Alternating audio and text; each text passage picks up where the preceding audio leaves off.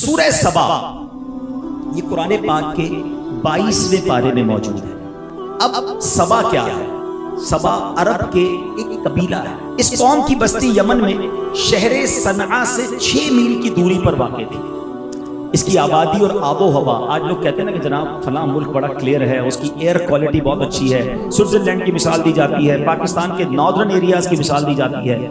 آج میں آپ کو اس بستی کی آب و ہوا کے بارے میں بتانے جا رہا ہوں جس کا ذکر قرآن میں موجود ہے، اور رب عز و جل نے بیان کیا اس کی آب و ہوا کا حال یہ تھا، اس پوری ہوا کے اندر ایک مچھر نہیں تھا، ایک مکھی نہیں تھی، ایک پسو، کھٹمل، سانپ اور بچھو نہیں تھا، ٹوٹلی کلیئر لینڈ۔ اور اللہ اکبر، موسم کیسا تھا؟ نہایت معتدل، ماڈریٹ، نہ زیادہ سردی ہوتی تھی نہ زیادہ گرمی ہوتی تھی۔ اس کی ہوا کی پاکیزگی کا عالم یہ تھا کہ مفسرین قرآن لکھتے ہیں کہ جب کوئی دوسرے علاقے کا بندہ اس فضا سے گزرتا تھا، اگر اس کے جسم یا اس کے کپڑوں پر جوئیں ہوتی تھی تو وہ بھی مر جاتی تھی، یعنی اس کی بیماریاں دور ہو جاتی تھی جو اس ایئر سے پاس آن کرتا تھا۔ ٹرائی ٹو انڈرسٹینڈ وہ کیسی جگہ ہوگی۔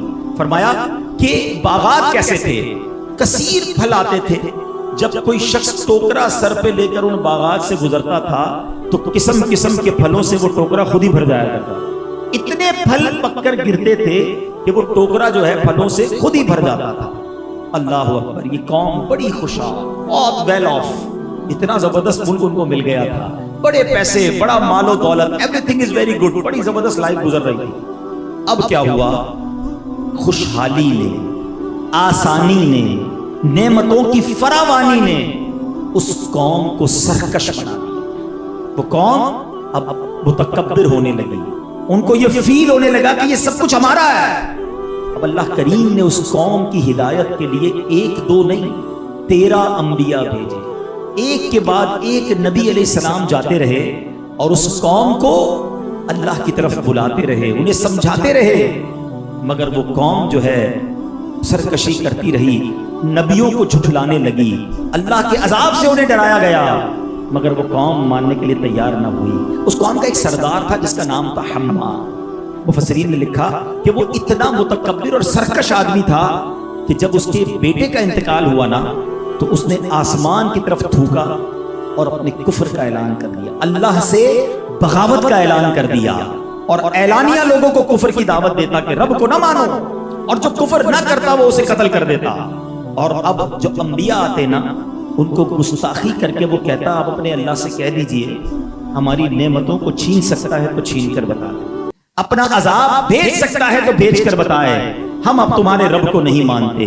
اللہ اکبر، میرے بیچ اسلامی بھائیوں، یہ وہ قوم تھی جس کی مثال دی جاتی تھی، جس کے باغات اور جس کی خوشحالی کی دنیا پر بھی ایگزامپل دی جاتی تھی۔ ان کو بار بار سمجھایا گیا نہ مانے، کفر پر ڈٹے رہے، یہ سمجھتے تھے کہ سب کچھ ہم نے کیا ہے، اللہ کی طرف سے کچھ نہیں ہوتا۔ معاذ اللہ، جب ان کو سیلاب بھیجا گیا، اب سوال یہ ہے کہ جب یہ قوم اتنی ویل آف تھی تو انہوں نے اپنی پروٹیکشن کے تو بڑے کام کیے ہوں گے، سیلاب کیسے آیا؟ اچھا مزے کی بات ہے، وہاں کوئی سمندر نہیں تھا، اس قوم نے اپنے لیے ڈیم بنائے تھے، ملکہ بلقیس کا یہ علاقہ تھا، تو اس نے کیا کیا، 2 پہاڑوں کے بیچ میں اوپر نیچے 3 تالاب بنا دیے تاکہ پانی سٹور ہو اور پورا سال باغوں کو پانی ملتا رہے اور پانی کی کمی نہ ہو۔ اب اللہ کریم نے اپنی قدرت کا نظارہ کیسے دکھایا ذرا سمجھیے۔ کوئی اس ڈیم کے اوپر کوئی بہت بڑا پتھر نہ گرایا، کوئی بہت بڑی چٹان نہ گرائی، اللہ کریم جو اپنی قدرت کا نظارہ دکھاتا ہے نا تو ہاتھی والوں کے مقابلے میں ابابیل بھیجتا ہے جو چھوٹے سے پتھر لے کر آتے ہیں اور ہاتھیوں کے پرچے اڑا کر بتاتے ہیں ان اللہ علی کل شیء قدیر۔ آج 2021 میں پوری دنیا ایکسپیرینس کر رہی ہے کہ کووڈ وائرس نظر نہیں آ رہا، مگر دنیا کی بڑی بڑی فوجیں، بڑے بڑے ادارے، بڑے بڑے سائنٹیفک ریسرچ والے لوگ وہ پریشان ہیں، جن کے میڈیکل نظام کی دنیا تعریف کرتی ہے، ان کے ہاسپٹل میں جگہ نہیں ہے۔ نظر نہ آنے والے وائرس نے پوری دنیا کا پہیہ روک کر بتا دیا ہے کہ کوئی تو ہے جو نظام ہستی چلا رہا ہے، وہی خدا ہے۔ اے میرے بیچ اسلامی بھائیوں، ایک ریسرچ میں نے پڑھی کہ کووڈ وائرس جتنا باریک ہے نا، وہ اتنا باریک ہے مائکروسکوپ سے اسے دیکھا جا سکتا ہے، ہم تو اپنی آنکھوں سے دیکھ بھی نہیں پاتے، ٹھیک ہے۔ اگر پوری دنیا کے 8 ارب لوگوں کو کووڈ لگنا ہو، اللہ نہ کرے، لیکن اس کے لیے کوانٹٹی کتنی ریکوائرڈ ہے، اس کے لیے جگہ کتنی گھیرے گا کووڈ وائرس پوری دنیا کے 8 ارب لوگوں کے لیے؟ تو بتایا کہ 2 ٹی اسپون 2 چائے کے چمچ جتنی جگہ جو کووڈ وائرس گھیرتا ہے نا وہ پوری دنیا کے لوگوں کے لیے کافی ہے. یہ دکھایا میرے رب نے ہمیں. اب قوم سبا کو کیا دکھایا رب نے؟ ڈیم بنے ہوئے تھے, پانی کے ذخیرے تھے, اللہ نے ایک چوہا بھیجا. یہ آپ کی اور ہمارے قرآن کی سٹوریز ہیں. ہم دنیا بھر کے ڈائجسٹ اور دنیا بھر کے ناول میں بڑی ونڈرز پڑھنے کی کوشش کرتے ہیں. میں آپ کو قرآن کا واقعہ سنا رہا ہوں, پوری سورہ سبا موجود ہے قرآن میں. ایک چوہا بھیجا, اس نے کیا کیا؟ اس نے ان تالابوں کے اندر ایک شگاف ڈال دیا. اچھا چوہے نے سوراخ تو چھوٹا کیا, مگر آپ سمجھتے ہیں جب پانی پریشر سے نکلتا ہے تو آہستہ آہستہ آہستہ وہ سوراخ بڑھتا گیا. قوم بے خبر تھی, قوم عیاشیوں میں مصروف تھی, قوم رب کی نافرمانی میں مصروف تھی. اب وہ شگاف اتنا بڑا ہو گیا کہ اب جب ایک باری وہاں پر سیلاب آیا تو وہ باغ بھی بہہ گئے, وہ گھر بھی بہہ گئے. اچھا نارملی گرین ایریا کے لیے سیلاب بعض اوقات بہتر ہوتا ہے, پانی جانے کے بعد وہ پھر گرین ہو جاتے ہیں, مگر یہ عذاب کا سیلاب تھا, یہ عذاب تھا, یہ نعمت نہیں تھی. یہ فلڈ جو ہے یہ رب کا قہر تھا. ہوا کیا, جب فلڈ گیا, یہ سیلاب گیا تو وہ باغ پھر گرین نہ ہوئے, وہ درخت پھر نہ اگے. اب جھاڑیاں اگی, اب بدبودار درخت اگے, اب بیریاں اگی. بتایا اتنے کڑوے پھل اگتے تھے کہ اسے کوئی کھا نہیں سکتا تھا. اور اس زمانے میں ملک سبا, قوم سبا کی تباہی ضرب المثل بن گئی ہے, یعنی ایگزامپل سیٹ ہو گئی. لوگ ایک دوسرے کو مثال دیتے تھے کہ ویسی تباہی جیسی تباہی سبا والوں کی آئی تھی. یعنی ایگزامپل کے طور پر سیٹ ہو گئی ان کی تباہی کہ اس قوم کا یہ حال ہوا. میں نے آپ کو ہمارے قرآن کا ایک واقعہ سنایا ہے اور کتنا زبردست میسج ہے آج کے دور کے حساب سے. یہاں بڑے ویل آف لوگ بیٹھے ہیں, اللہ نے آپ کو مجھے بہت نوازا ہے. یہ پیغام ہے ہم سب کے لیے کہ ساری عزتیں, ساری دولت, سارے کمال جو ہمیں ملے ہیں وہ رب نے دیے ہیں. کبھی یہ نہ سمجھنا یہ میرا ہے, کبھی یہ نہ سمجھنا یہ میں نے کیا ہے, ورنہ وہ رب جب چاہے وہ واپس لے سکتا ہے, وہ جب چاہے ہماری نعمتوں کو واپس لے سکتا ہے. یہاں پرابلم یہ ہو گیا ہے میرے پیچھے اسلامی بھائیوں کہ جب تک بندہ کمزور ہوتا ہے وہ اللہ سے مانگتا بھی ہے, گر گڑاتا بھی ہے, غریب ہوتا ہے تو کہتا ہے یا اللہ مال دے دے, بیمار ہوتا ہے تو کہتا ہے یا اللہ شفا دے دے, کمزور ہوتا ہے تو کہتا ہے یا اللہ طاقت دے دے, کوئی جانتا نہیں تو کہتا ہے یا اللہ شہرت دے دے.